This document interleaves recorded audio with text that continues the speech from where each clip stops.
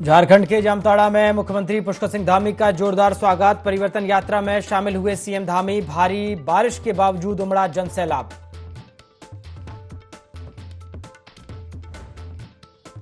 उत्तराखंड में रोजगार का नया कीर्तिमान। सीएम धामी का संकल्प बना युवाओं के लिए उम्मीद की किरण। रोजगार के मामले में उत्तराखंड ने राष्ट्रीय औसत को पछाड़ा।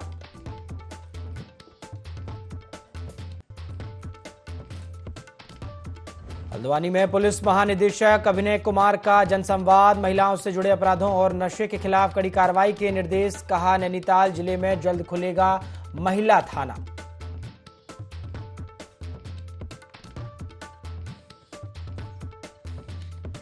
उधम सिंह नगर पुलिस की त्वरित कार्रवाई। बदमाश साजिद पुलिस मुठभेड़ में घायल। हत्या, लूट और किडनैपिंग के मामलों में था फरार।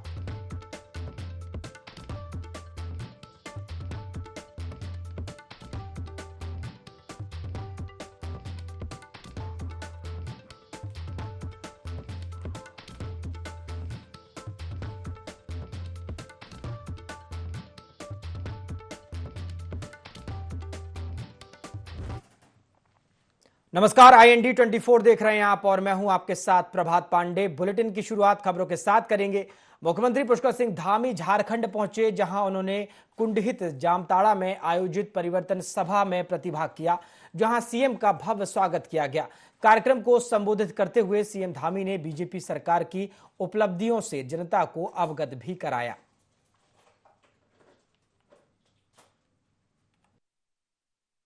झारखंड, छत्तीसगढ़ और उत्तराखंड तीनों राज्यों का निर्माण से पहले इन राज्यों में जो विकास की स्थिति थी वो बहुत खराब थी भाइयों बहनों।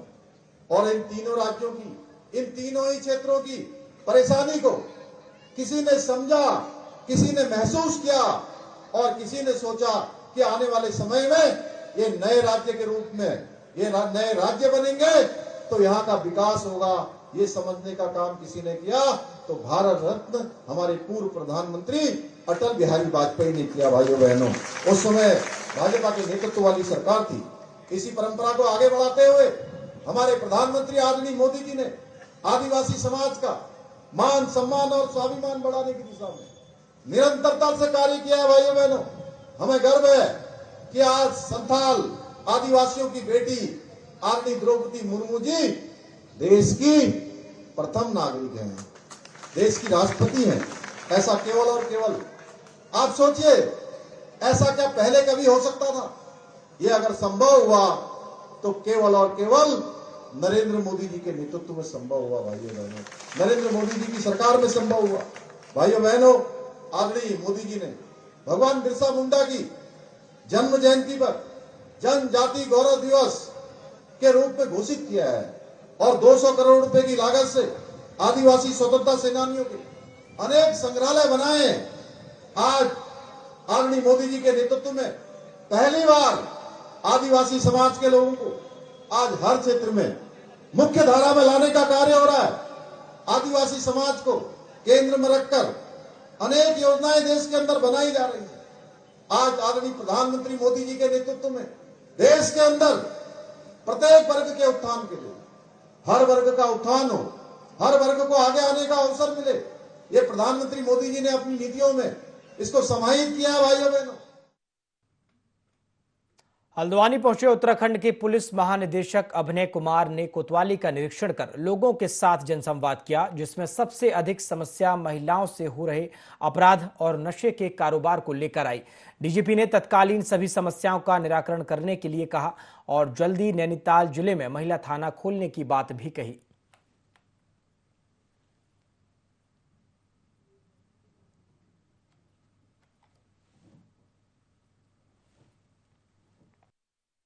पब्लिक के साथ इंटरेक्शन हुआ था, उसमें 3-4 बिंदुओं पे मेन पब्लिक द्वारा चिंता प्रकट की गई। ट्रैफिक एक बहुत बड़ी समस्या बताई गई थी, ड्रग्स की समस्या बताई गई थी, साथ साथ यहाँ पे पुलिस की जो व्यवस्था है उसको और सुदृढ़ करने की, पुलिसकर्मियों की जनशक्ति में मतलब बढ़ोतरी करने की भी समस्या बताई गई थी। और साथ ही साथ यहाँ जो कुछ अभी सांप्रदायिक तनाव हुआ था कुछ घटनाओं को लेके, उसके बारे में भी पब्लिक ने अपनी प्रतिक्रिया दी थी। तो इन सारी चीज़ों पे मैंने विस्तार से पब्लिक की रिएक्शन को सुना और उसको हमें जो जनपद स्तर पर इसमें कार्रवाई होनी है वो हम कार्रवाई सुनिश्चित करेंगे। बीजेपी इन दिनों लगातार राहुल गांधी पर हमलावर है। आरोप प्रत्यारोप की राजनीति जहां जोर पकड़ रही है, तो वहीं कांग्रेस प्रदेश अध्यक्ष करण माहरा का कहना है कि हमारे नेता राहुल गांधी अब इन सब चीजों से बहुत ऊपर उठ चुके हैं। सरकार ने जहां पहले समाचार चैनलों को खरीदने की कोशिश की थी, तो वहीं सरकार पोर्टल्स को भी खरीदना चाहती है। राहुल गांधी द्वारा सिख समुदाय पर दिए गए बयान और आरक्षण को लेकर उनके बयान को लेकर भाजपा ने तोड़ मरोड़ कर प्रस्तुत किया है, लेकिन सच सामने आ जाता है और कोई कितनी भी कोशिश करे छुपाए नहीं छुपता।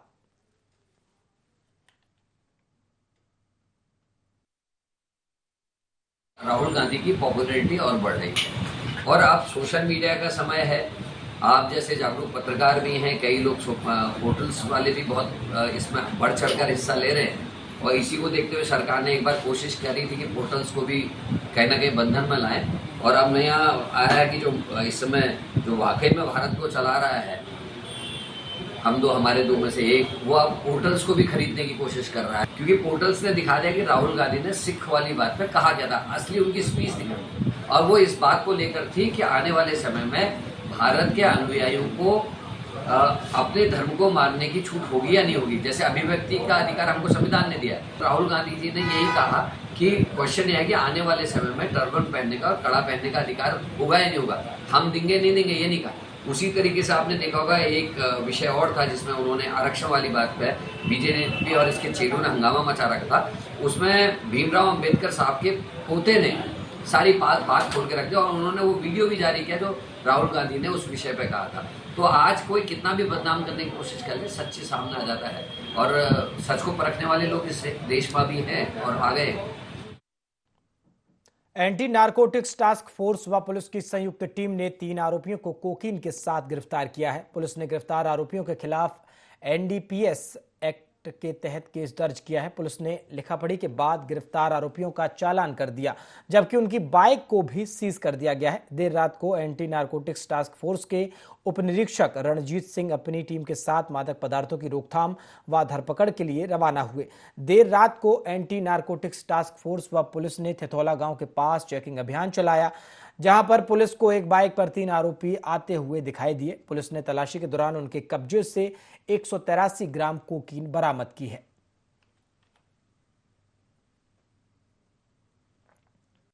ड्रग्स फ्री देवभूमि अभियान के तहत एसएसपी हरिद्वार महोदय के कुशल नेतृत्व में एनटीएफ की टीम ने मंगलर कोतवाली के साथ मिलकर लगभग 180 ग्राम कोकेन पकड़ी है, जिसकी मार्केट वैल्यू 1 करोड़ 30 लाख रुपए है और ये लगातार सघन चेकिंग और अभियान चलाया जा रहा है। जो ये कोकेन पकड़ी है, इसमें सुसंगत धाराओं में एनडीपीएस एक्ट के तहत मुकदमा भी दायर किया गया है और 3 कुख्यात अपराधियों को भी पकड़ा गया है। बीती रात से ही देहरादून सहित समूचे पछवा दून में बारिश का सिलसिला लगातार जारी है। देर रात हुई भारी बारिश के चलते जोनसार की लाइफलाइन कहे जाने वाले कालसी चक्राता मार्ग पर जजरेड सहित कई जगह लैंडस्लाइड होने से मार्ग बाधित हो गया।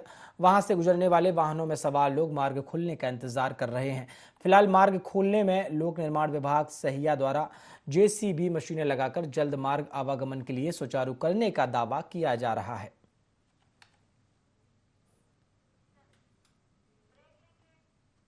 देहरादून की जेल में बंद महिला कैदियों की सुरक्षा और स्वास्थ्य को लेकर उत्तराखंड महिला आयोग की अध्यक्ष कुसुम कंडवाल ने कहा है कि वे आने वाली 30 सितंबर को देहरादून की सुद्धोवाला जेल का निरीक्षण करेंगी। उन्होंने कहा है कि महिला कैदियों की सुरक्षा और स्वास्थ्य को लेकर आयोग समय समय पर निरीक्षण करता है और 30 तारीख को भी डॉक्टर्स की टीम के साथ निरीक्षण किया जाएगा।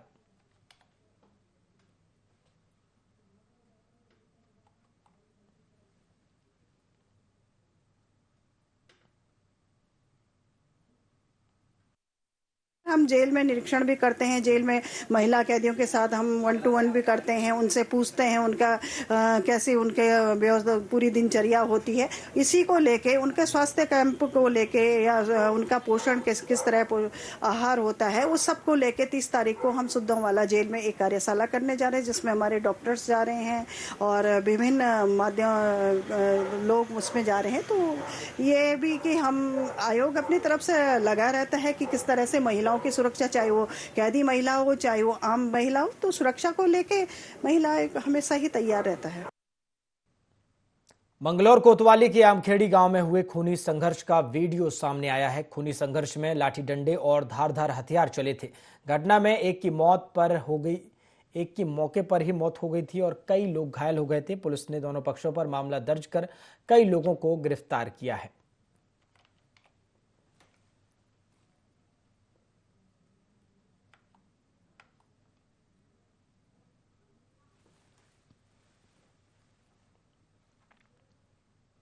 चमोली जनपद में मौसम के बदले मिजाज के चलते हाईवे बाधित होने का सिलसिला एक बार फिर से शुरू हो गया है। बद्रीनाथ राष्ट्रीय राजमार्ग कमेड़ा से लेकर चटवा, पीपल, नंदप्रयाग और छिनका में रास्ता बाधित हो गया, जिसके चलते सुबह बद्रीनाथ, केदारनाथ धाम सहित हरिद्वार, देहरादून, ऋषिकेश की ओर जाने वाले तीर्थयात्रियों के वाहन जगह जगह खड़े नजर आए। बद्रीनाथ धाम के दर्शनों के बाद हरिद्वार लौट रहे तीर्थयात्रियों के एक दल ने समय काटने के लिए बीच सड़क पर गरबा लोक नृत्य करना शुरू कर दिया। इन गुजराती श्रद्धालुओं के इस लोक नृत्य को देखने काफी भीड़ जमा हो गई। सड़क मार्ग खुलने का इंतजार कर रहे यात्रियों ने इस गरबा नृत्य का काफी लुत्फ भी उठाया।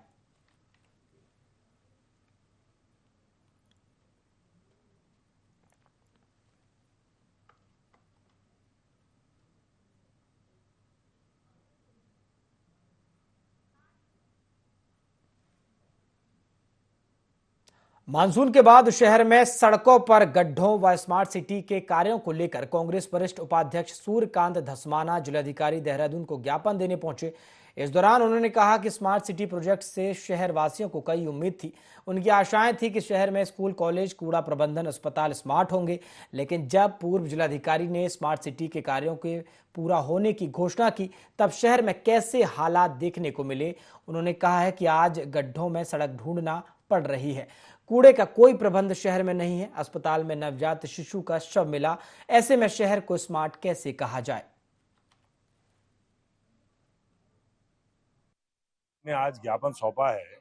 सबसे पहली तो हमारी ये मांग है कि स्मार्ट सिटी प्रोजेक्ट जो 5 साल पहले शुरू हुआ था और देहरादून की जनता ने 5 साल इंतजार किया कि स्मार्ट सिटी बनने वाला है, स्मार्ट सिटी बनने वाला है, सड़कें स्मार्ट बनेंगी, ट्रैफिक स्मार्ट होगा, स्कूल स्मार्ट बनेंगे। लेकिन 5 साल बाद जब जिलाधिकारी जो सीईओ थी इसकी, उन्होंने पूरा होने की घोषणा करी कि स्मार्ट सिटी प्रोजेक्ट पूरा हो गया, अब इसमें आगे कोई काम नहीं होगा, तो जब पूरे शहर के लोगों ने सुना तो दंग रह गए, क्योंकि स्मार्ट की जगह जिस हाल में देहरादून पहले था उससे भी ज्यादा बदतर स्थितियां बन गई। पूरा देहरादून इस बारिश में जल भराव से त्रस्त रहा। हमने जिलाधिकारी से कहा है कि इसकी उच्च स्तरीय जांच होनी चाहिए, जो घोटाला हुआ है उसका पर्दाफाश होना चाहिए। जो ग्रीवेंसेस रेज किए गए हैं उसको हम शासन को संदर्भित कर रहे हैं, तो शासन से जैसे डायरेक्शंस प्राप्त होंगे उसके अनुसार कार्रवाई की जाएगी। सेकंड, जो इमीडिएट नेचर का हमारा ग्रीवेंस है कि कहीं पर सीवर लाइन ओवरफ्लो करने की शिकायत मिली है, उसके लिए हमने तत्काल अभी एसडीएम की संयुक्त कमेटी बनाकर वहाँ पे मौका मुआयना के लिए भेज दिया है। वायलेशंस पाए जाने पर आज ही पुनिटिव एक्शन इम्पोज हो जाएगा। चमोली जिलाधिकारी संदीप तिवारी ने ज्योतिर्मठ आपदा के कार्यों को लेकर मूल निवासी स्वाभिमान संगठन के पदाधिकारियों के साथ बैठक की। इस दौरान जिलाधिकारी ने संगठन के पदाधिकारियों को ज्योतिर्मठ की सुरक्षा के लिए किए जा रहे कार्यों की जानकारी दी।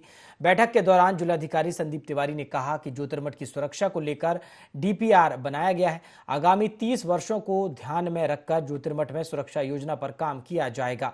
साथ ही नगर की आवश्यकता के अनुसार ड्रेनेज व सीवर निकासी के लिए योजना की डीपीआर परीक्षण हेतु आईआईटी रुड़की भेजी जाएगी, जिसकी स्वीकृति मिलते ही नगर में सुरक्षात्मक कार्य किए जाएंगे। ज्योतिर्मठ में आपदा प्रभावित रेड जोन के 482 परिवारों में से 217 परिवारों को मुआवजे का भुगतान किया जा चुका है। होने हैं ज्योतिर्मठ के बचाव में। एक ड्रेनेज प्लान है, एक सीवरेज प्लान है। पहले 2 काम पेयजल निगम कार्यदायी संस्था है जो डीपीआर जियो टेक्निकल सर्वे करके बना चुका है। सिंचाई विभाग कर रहा है डीपीआर बनाने का, और तीनों ही डीपीआर आईआईटी रुड़की में इवैल्यूएशन के लिए जा चुकी हैं। वहाँ की हाई टेक्निकल टीम जब उसको अप्रूव कर देगी या उसमें जो भी चेंजेस सजेस्ट करेगी, उसके बाद ही टेंडर इत्यादि की प्रक्रिया की जाएगी। और जितने भी कार्य किए जाएंगे उसमें आगामी 25-30 वर्ष 50 वर्ष के जो जोशीमठ की आबादी बढ़ेगी उसको ध्यान में रखते हुए किए जाएंगे, ताकि जो तिरमठ का जो सुरक्षात्मक कार्य हैं स्टेबलाइज करने के हैं वो सफल हो। उत्तरकाशी जनपद के हर्षिल में जिला प्रशासन मुर्दाबाद के नारे लगे। सेब की कम कीमत से काश्तकार नाराज हैं, जिसके विरोध में उन्होंने जिला प्रशासन मुर्दाबाद के नारे लगाए। बता दें, कल ही एप्पल फेस्टिवल का महामहिम राज्यपाल ने उद्घाटन किया था और कोल्ड स्टोर संचालकों के मनमाने रेट से नाराज सेब के काश्तकारों ने एप्पल फेस्टिवल का विरोध किया।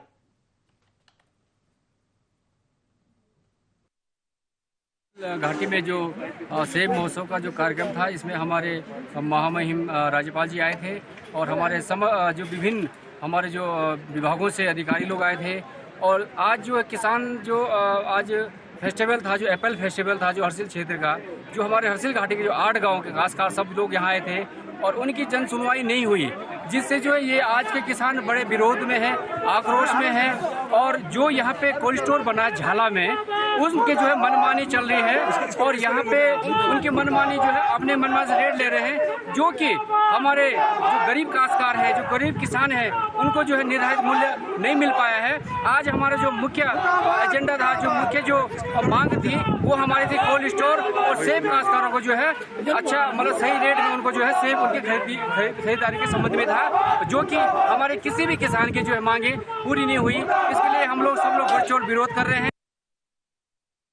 खनन को लेकर उत्तराखंड शासन ने नई नियमावली जारी की है। खनन सामग्री के अवैध खनन भंडारणों एवं खनन में संलिप्त वाहनों पर भी जुर्माना बढ़ा दिया गया है। अब अवैध खनन में संलिप्त भैंसा बुग्गी भी कार्रवाई की जद में आ जाएगी। वर्ष 2024 में उत्तराखंड शासन ने खनन को लेकर नई अधिसूचना जारी करी। बता दें कि खान एवं खनिज अधिनियम 1997 की धारा 23 द्वारा प्रदत्त शक्तियों का प्रयोग करते हुए उत्तराखंड खनिज खनन भंडारण का निवारण नियमावली 2023 में संशोधन करने की दृष्टि से इस नियमावली को बनाया गया है। इस नियमावली का नाम उत्तराखंड खनिज अवैध खनन परिवहन एवं भंडारण का निवारण चतुर्थ संशोधन नियमावली 2024 है। मुख्यतः इस नियमावली के अंतर्गत खनिज कर रहे वाहनों पर GPS लगाया जाना अनिवार्य होगा।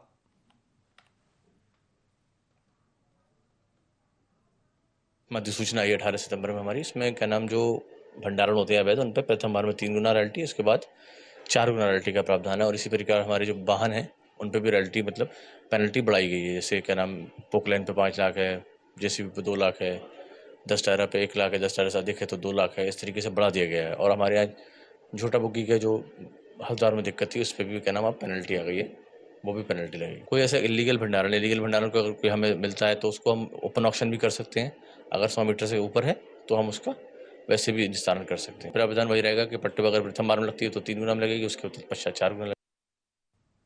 केंद्र सरकार द्वारा उत्तराखंड के लिए special assessment for capital investment fund के तहत 615 करोड़ में से 365 करोड़ पहली किस्त जारी कर दी गई है। वित्त सचिव ने सभी विभागों को हिदायत दी है कि मार्च से पहले दूसरी किस्त आनी चाहिए, इसलिए सभी समय से अपने यूटिलिटी सर्टिफिकेट जमा कर दें।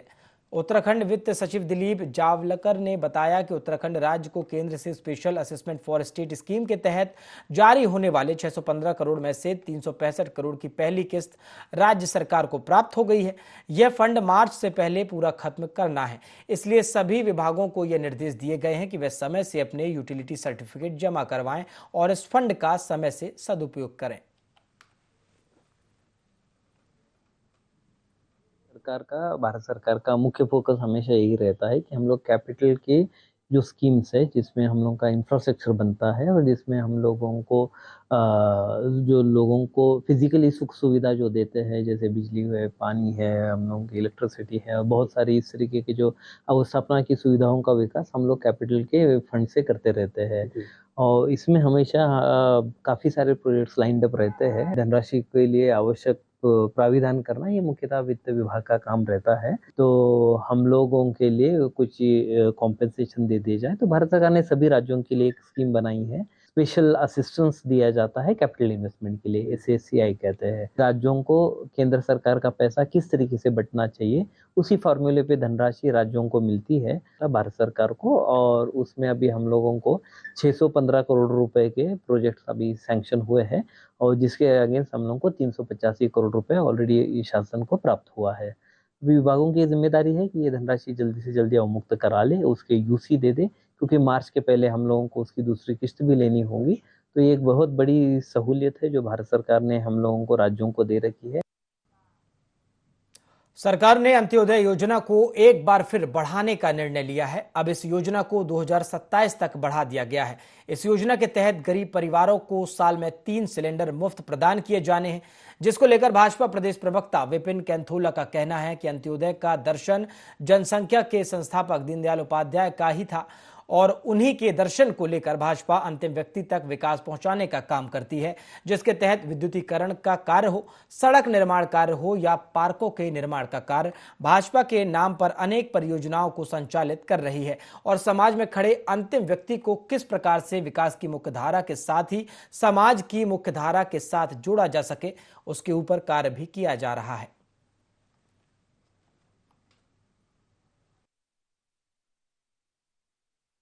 अंत्योदय का दर्शन और अंतिम व्यक्ति तक, जो अंतिम पायदान में व्यक्ति खड़ा है, उस तक विकास पहुंचे, इस पर जनसंघ के संस्थापक, भारतीय जनता पार्टी के संस्थापक सदस्य आदरणीय दीनदयाल उपाध्याय जी ने विचार किया था। उनके इस विचार को लेकर के भारतीय जनता पार्टी की तमाम सरकारें, चाहे वो केंद्र की सरकार हो, चाहे वो स्टेट की गवर्नमेंट हो, तमाम योजनाएं लेकर के आती हैं, और जो अंत्योदय का जो विकास करना है उस पर हम काम कर रहे हैं। चाहे दीनदयाल उपाध्याय विद्युतीकरण हो, या दीनदयाल उपाध्याय जी के नाम पर अच्छे पार्क बनाने हो, या दीनदयाल जी उपाध्याय जी के नाम पर अब जिस प्रकार से सरकार ने 3 सिलेंडर वाली योजना चलाई है, निश्चित रूप से ये गरीबों के लिए, अंत्योदय के लिए, जो अंतिम व्यक्ति पायदान में खड़ा है व्यक्ति, उस परिवार के लिए महत्वपूर्ण योजना ये होगी। इससे उन परिवारों को लाभ मिलेगा और हम उनको मुख्य धारा में ला सके। चलिए खबरों में आगे बढ़ेंगे। उत्तराखंड में भाजपा का युद्ध स्तर पर सदस्यता अभियान जारी है। सदस्यता अभियान के तहत भाजपा की मेंबरशिप 12 लाख के आंकड़े को पार कर चुकी है।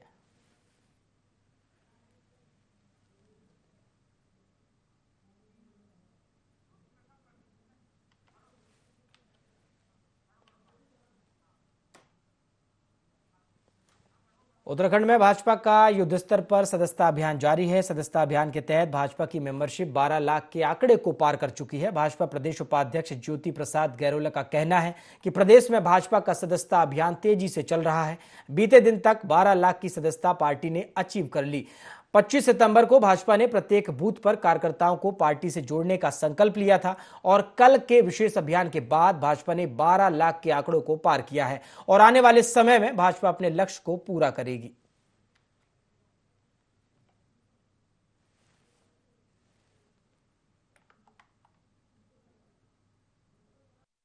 उत्तराखंड प्रदेश ने कल तक लगभग 12 लाख की सदस्यता को अचीव किया है। 25 सितंबर पंडित दीनदयाल उपाध्याय जी की जन्म जयंती के अवसर पर भारतीय जनता पार्टी ने संकल्प लिया था कि हम प्रत्येक बूथ पर जाकर 100 नए कार्यकर्ताओं को जोड़ने का काम करेंगे। लगभग कल के विशेष अभियान के बाद भारतीय जनता पार्टी 12 लाख की सदस्यता को पार किया है, और मुझे लगता है कि आने वाले दिनों में भारतीय जनता पार्टी ने जो उत्तराखंड में लक्ष्य तय किया है, हम उस लक्ष्य को पार कर लेंगे। हमारी बहुत खुली सदस्यता है। भारतीय जनता पार्टी का कैडर अपने बूथों पर, अपने मंडलों में, अपने शक्ति केंद्रों में जाकर लोगों को जोड़ने का काम कर रहा है। समाज के सभी वर्गों में भारतीय जनता पार्टी की सदस्यता को लेकर बहुत अधिक उत्साह है। बुलेटिन में फिलहाल इतना ही। देश और दुनिया की तमाम खबरों के लिए आप देखते रहिए IND24। नमस्कार।